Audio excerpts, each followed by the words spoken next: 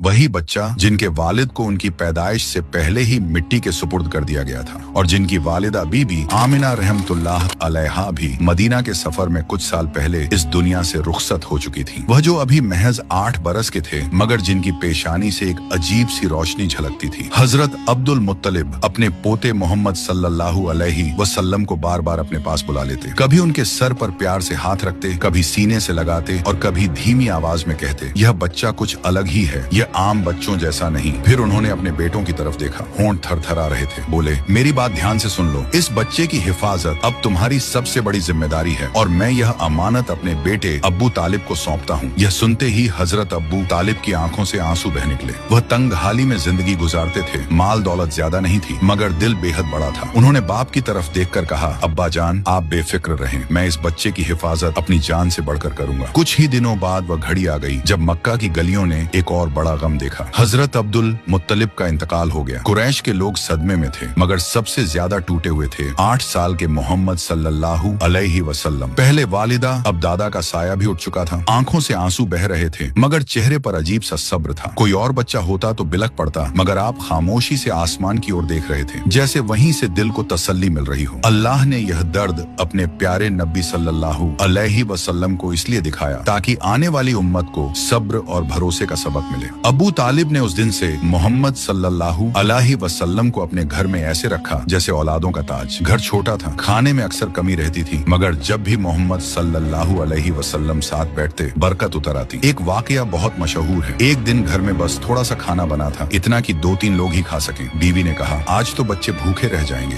मगर हजरत अब्बू तालिब ने मोहम्मद सल्लल्लाहु अलैहि वसल्लम को पास बैठाया और कहा, बेटा तुम भी हमारे साथ खाओ। जैसे ही आपने बिस्मिल्लाह पढ़कर खाना शुरू किया वह थोड़ी सी नेमत बढ़ती चली गई। सारे बच्चे खा गए, घर वाले भी खा गए और थाली में फिर भी खाना बाकी था। बीवी हैरानी से बोली, ये कैसा करिश्मा है? आगे की कहानी के लिए पार्ट 10 जरूर देखें।